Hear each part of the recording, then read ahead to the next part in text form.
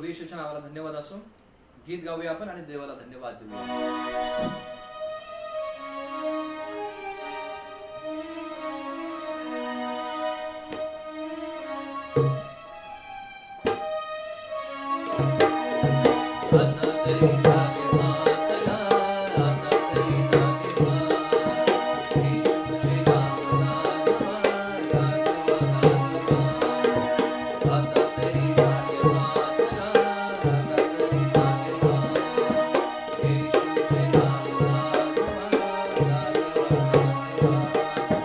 गुडघ्यावरती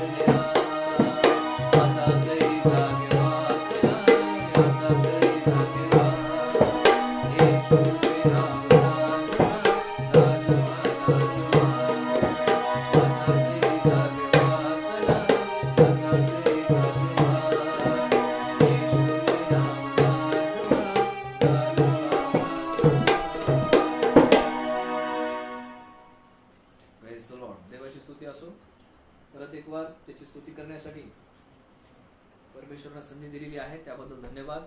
आणि त्याचं वचन शिकण्याची संधी देखील परमेश्वरानं दिलेली आहे त्याबद्दल प्रभू येशू ख्रिस्ताच्या नावाला धन्यवाद असो. देवाचं वचन ऐकण्याची संधी आहे, शिकण्याची संधी आहे आणि म्हणून देवाला आम्ही धन्यवाद देऊया, त्याचं गौरव आपण करूया. एक शास्त्रभाग आपण जो सर्वांना परिचित आहे तो शास्त्रभाग मी वाचतो आपल्यासाठी आणि त्यामधून आपण काही गोष्टी शिकण्याचा प्रयत्न करूया.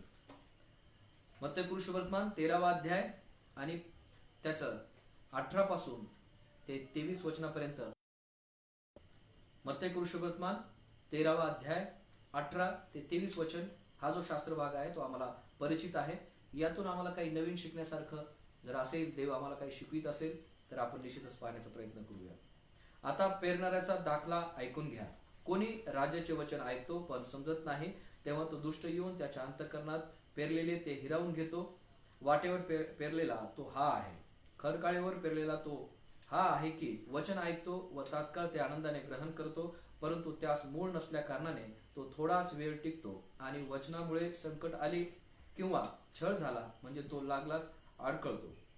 काटेरी झाडामध्ये जो पेरलेला तो हा आहे की वचन ऐकतो, परंतु संसाराची चिंता व द्रव्याचा मोह ही वचनाची वाढ खुंटवितात आणि तो निष्फळ होतो. चांगल्या भूमीवर पेरलेला तो हा आहे की वचन ऐकून समजतो, तो फळ देतो, कोणी 100 पट, कोणी 60 पट, कोणी 30 पट. परमेश्वर करो हे वाचलेले वचन आम्हा सर्वांसाठी आशीर्वादाचे करो.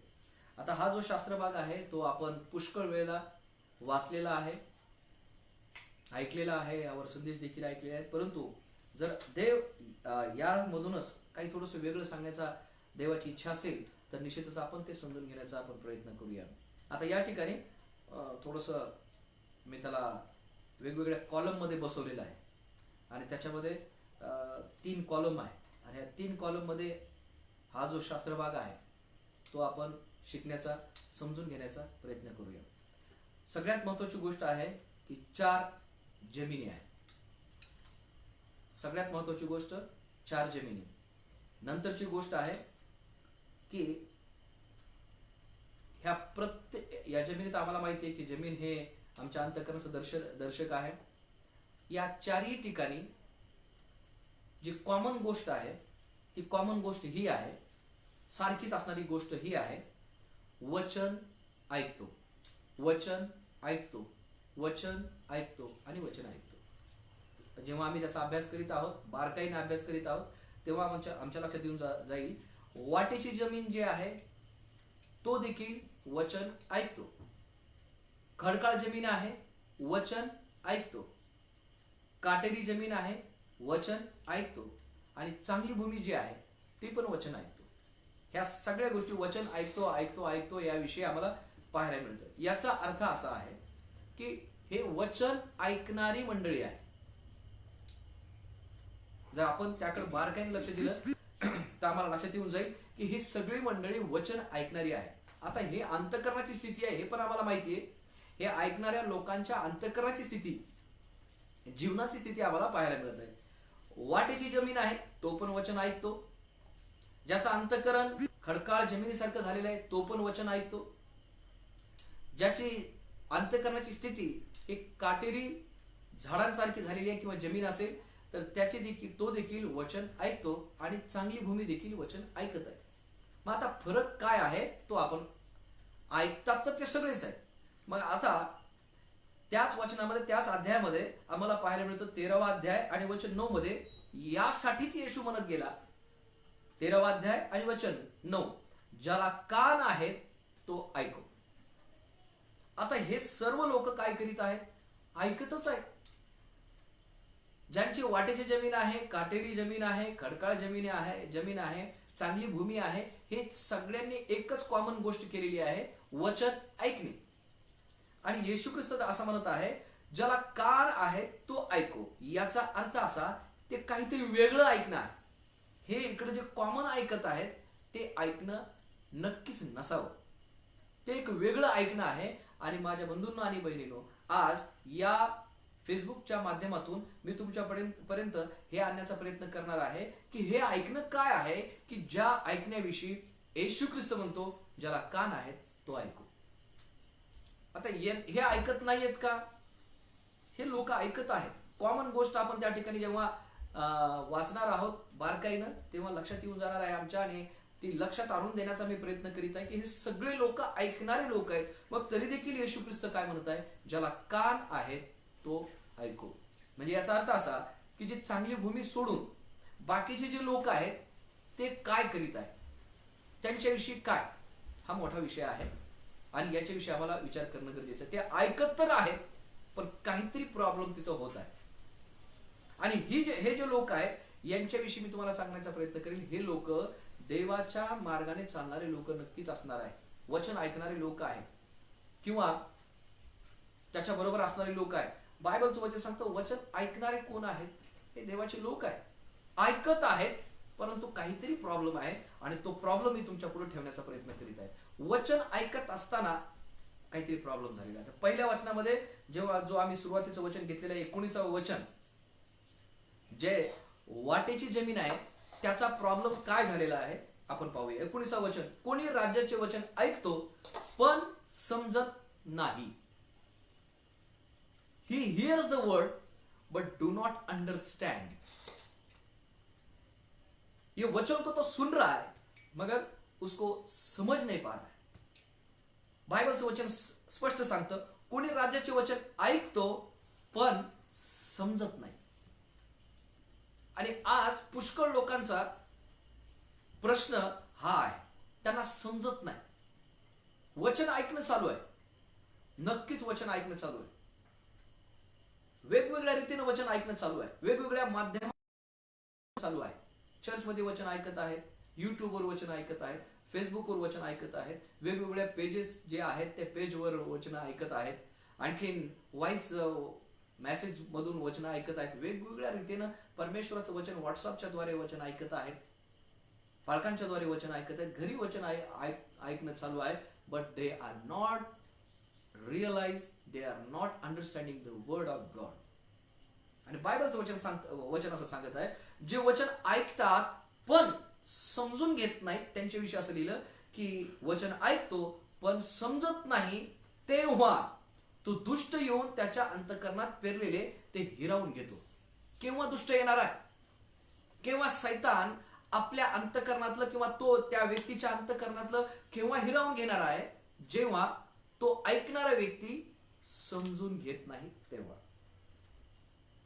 अतिशय लक्ष देणारी गोष्ट ही आहे, वचन ऐकणे आणि समजून घेणे.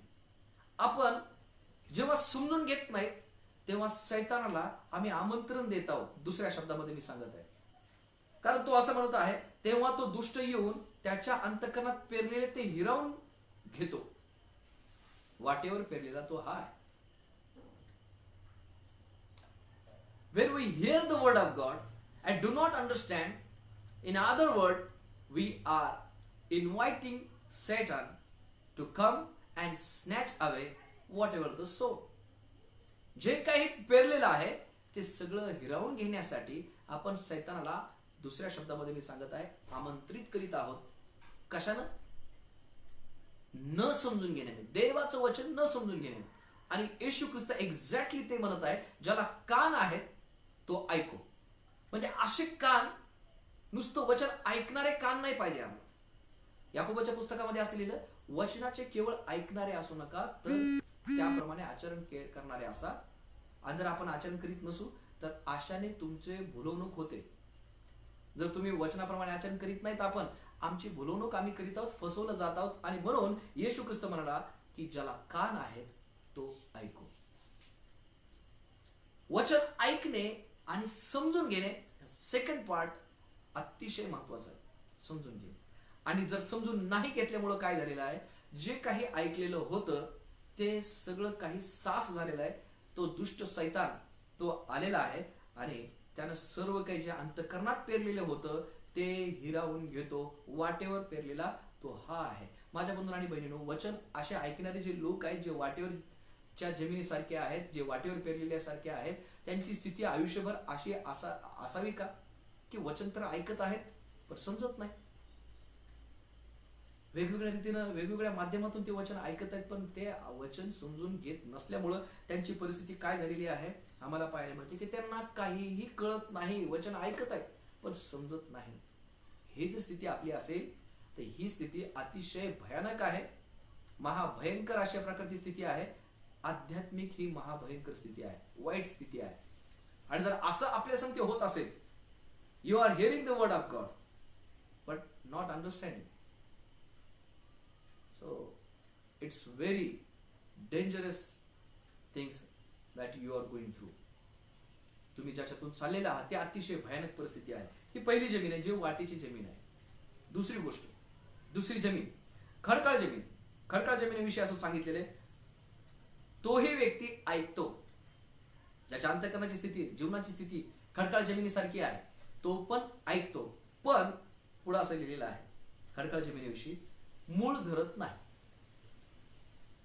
वाईट गोष्ट, वचन मूळ धरायला तयार नाही. पहिली जमीन आम्हाला पाहायला मिळाली, वाटेची जमीन, ऐकतात समजत नाही. दुसरी खडकाळ जमीन, ऐकतात मूळ धरत नाही. वचन ऐकत आहे, मूळ धरायला तयार नाही, त्याला मजबूती यायला तयार नाही. आणि त्यामुळं त्यांच्या जीवनामध्ये परिस्थिती ही बिकट आहे, वाईट आहे. देवाचा आशीर्वाद, ज्या कार्यासाठी परमेश्वराचं वचन आपल्याकडे पाठवलेलं आहे, ते कार्य पूर्ण व्हायला तयार नाही. यशायाच्या पुस्तकामध्ये 55 अध्याय आणि 10व्या वचनामध्ये असं लिहिलेलं आहे, पाऊस व बर्फ आकाशातून पडतो आणि जमिनीला भिजवून टाकतो. ती जमिनीला हिरवीगार करतात, खाणाऱ्याला भाकरी देतात आणि पेरणाऱ्याला बी देतात.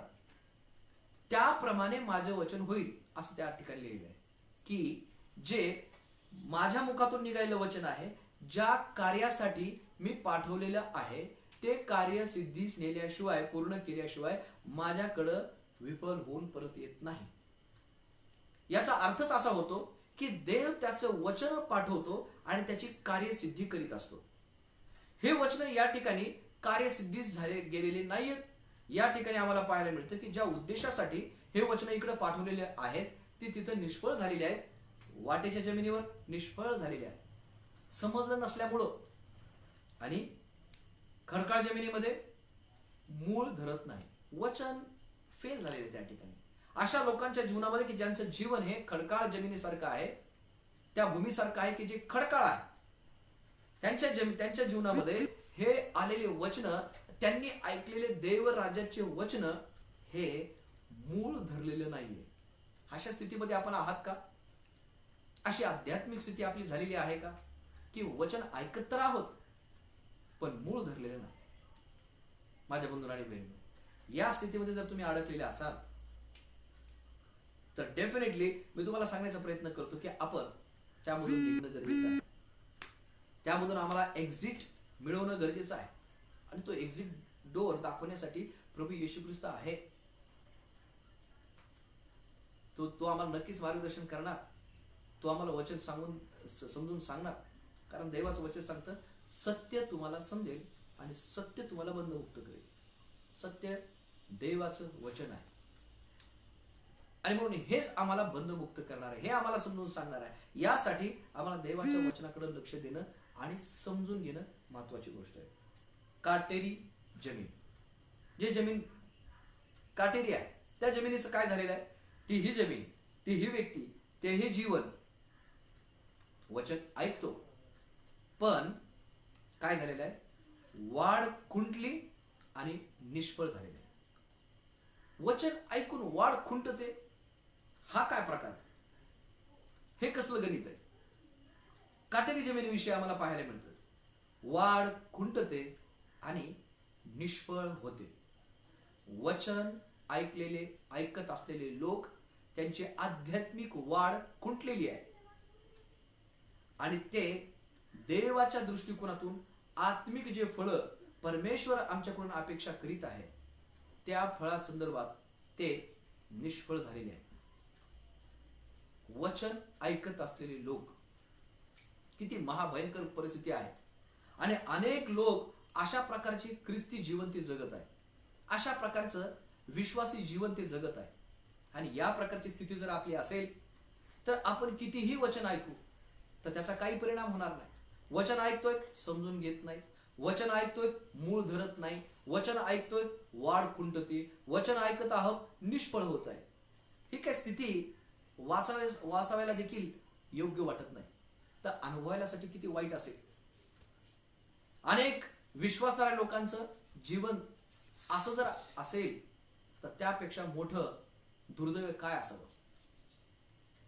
आणि म्हणून देवाचं वचन आमच्याकडे येतं तर त्याचं करायचं काय, मग काय करावं लागेल बरं. जी चांगल्या भूमीने जे केलं ते करावं लागणार आहे. म्हणजे वाटेची जमीन, खडकाळ जमीन आणि काटेरी जमीन या तिन्ही जमिनीला त्या चांगल्या भूमीने जे केलेलं आहे त्याकडून शिकावं लागणार आहे. ते पण आपण वाचणार आहोत, ते पण आपण वाचणार. आणि ते वचन आपण वाचणार आहोत ते असं लिहिलेलं आहे त्या ठिकाणी वचन